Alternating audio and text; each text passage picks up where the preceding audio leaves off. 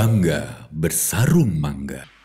Assalamualaikum warahmatullahi wabarakatuh. Assalamualaikum. Allahumma sholli ala sayyidina Muhammad wa ala ali sayyidina Muhammad. Semoga Buya beserta sekeluarga senantiasa Allah berikan umur yang panjang dalam ketaatan serta sehat walafiat. Dimudahkan segala urusannya, baik urusan dunia maupun urusan akhirat, terutama urusan dakwahnya. Amin ya rabbal alamin. Izin bertanya Buya, tadi Buya menjelaskan mengenai penentuan arah kiblat. Itu kalau di Indonesia menghadap barat, miring sedikit ke arah utara. Itu kalau di lapangan, tapi kalau di masjid otomatis kita sudah menghadap kiblat. Tapi menurut pengalaman saya, apalagi ketika melakukan safar, itu kebanyakan karpet biasanya tidak menghadap lurus ke kiblat atau ke barat, tapi dimiringkan, bahkan ada yang lebih miring lagi. Itu mohon penjelasannya Buya. Bahkan di tempat saya mungkin juga pernah ustadznya ini sekarang kiblatnya agak miring, tapi beberapa tahun kemudian katanya berubah jadi lurus lagi menghadap kiblat sesuai arah masjid. Pertanyaannya, apakah sholat yang kita lakukan ketika kita mengikuti karpet yang miring tidak melurus mengarah ke barat itu sah? Terus mohon penjelasannya mengenai perubahan arah kiblat itu apa seperti itu Buya. Terima kasih atas jawabannya. Wassalamualaikum warahmatullahi wabarakatuh. Assalamualaikum warahmatullahi wabarakatuh. Ada masjid atau musola yang dibangun memang dari awal terbebas daripada set plan atau perencanaan bangunan yang lain, sehingga masjid begitu mudah diarahkan ke arah kiblat. Ada sebagian membuat masjid adalah disesuaikan dengan arah tempat tanah dan bangunan. Jadi bangun masjid yang penting kotak. Seperti di bandara dan sebagainya kita menemukan masjidnya adalah tidak mengarah ke kiblat. Sehingga yang diarahkan ke kiblat adalah karpetnya. Sehingga karpetnya miringnya enggak karu-karuan. Pol. Berarti yang kita ikuti adalah karpet yang bangunannya bukan. Jadi waktu mereka menyusun karpet ikut petunjuk tadi arah kiblat. Waktu menyusun karpet. Jadi ada loh ya. Seperti di mana kita lihat miringnya miring beneran. Jadi memang karena bangunan itu adalah pinggir sungai, kalau tidak di kotak begini ini nggak indah. Jadi sudah kotak tapi kiblatnya miring. Jadi yang kita ikuti adalah ya karpetnya itu, karena yang waktu menentukan masjid ini sudah tahu itu tidak ngarah ke kiblat. Dan dia sudah ngomong, sudahlah. Termasuk pondok itu kemarin, bangunan pondok di SD yang satu itu rencana mau dibuat gimana Buya kalau bangunannya lurus saja sertai bangunan yang ada, baru nanti karpetnya dimiringin. Ya boleh-boleh saja, cuman yang paling enak sudah dimiringin saja masjidnya, sudah sesuai, akhirnya dibuat miring masjidnya.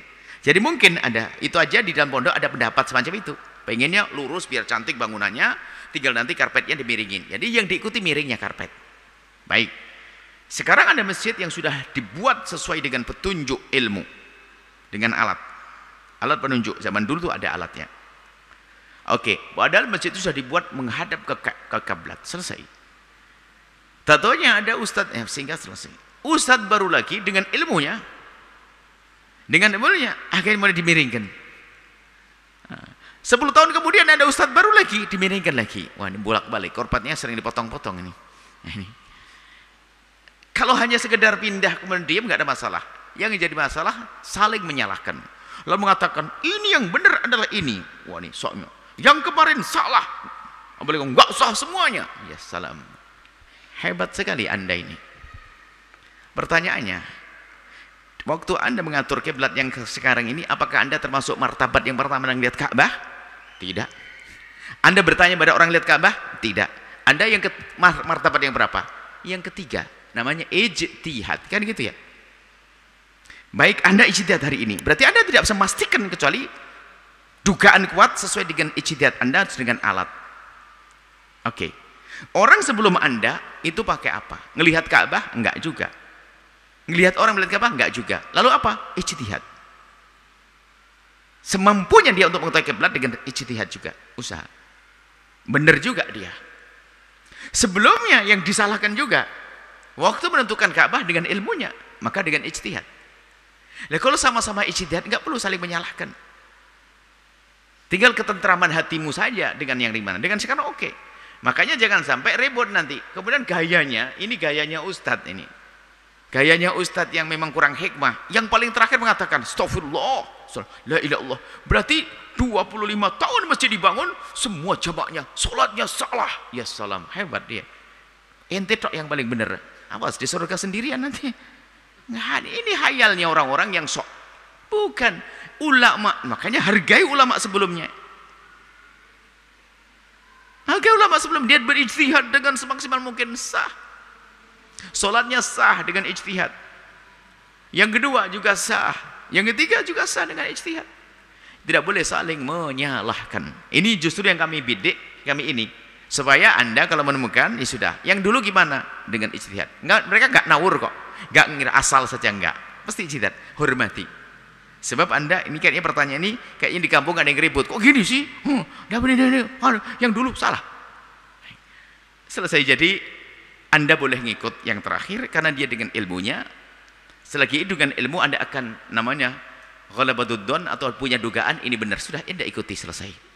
Tidak perlu saling menyalahkan karena atas semuanya pakai ijtihad, karena semuanya tidak pakai melihat Ka'bah. Tidak usah berhayal pakai teropong gini, oh kelihatan Ka'bah. Ya salam Ka'bah. Biarpun kelihatan Ka'bah, sekecil apa Ka'bah itu. Mau dilurus-lurusin miring tetap nanti kurang lebihnya. Maksudnya enggak usahlah aneh-aneh. Mungkin pakai istikharah. Untuk melihat Ka'bah enggak pakai istikharah. Pakai ilmu zahir, pakai istikharah. Bentar, istikharah dulu. Istikharah miringnya kebalik nanti. Enggak, ngelihat Ka'bah ilmu zahir juga pakai istikharah. Seperti itu. Dan juga enggak pakai kasyaf-kasyafan. Wah ini kasyaf. Allah, saya melihat Ka'bah sana. Allah, Ka'bah sini ya Syekh. Ka'bah. Enggak pakai. Sudah ilmunya jelas, ilmu zahir, enggak pakai kasyaf-kasyafan.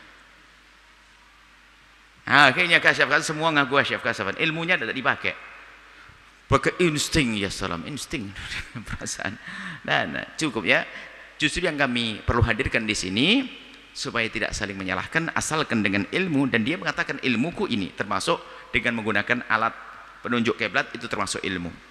Biasanya ini loh, sok punya ilmu modern ini merasa bahasanya yang dulu salah, nggak bener. Wah ini padahal sederhana. Kalau Imam Nawawi mengatakan Anda lurus mengkol sedikit, sudah nggak akan jauh dari itu.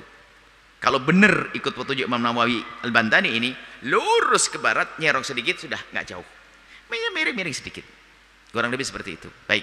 Jadi kemudian sholatnya mereka tetap sah ya. Kecuali kebalik betul. Bahkan nanti kalau seandainya kita memang kurang tepat, ada madhab Imam Abu Hanifah itu adalah jihadul Ka'bah.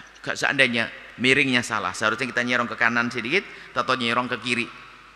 Selagi masih kita menghadap ke arah kiblat, barat, maka dalam madhab Hanafi dikatakan sah. Artinya sudah, asalkan kecuali Anda sholat, ya Allah ternyata sholat saya ngadap ke utara, oh ulangi sholatnya. Ternyata kemarin saya 2 tahun tinggal di sini, sholat saya ngadap ke timur, ulangi 2 tahun ngadap ke timur sholatnya. Tapi kalau masih menghadap ke barat, sah, selesai. Tidak usah was-was, tidak usah kena keraguan.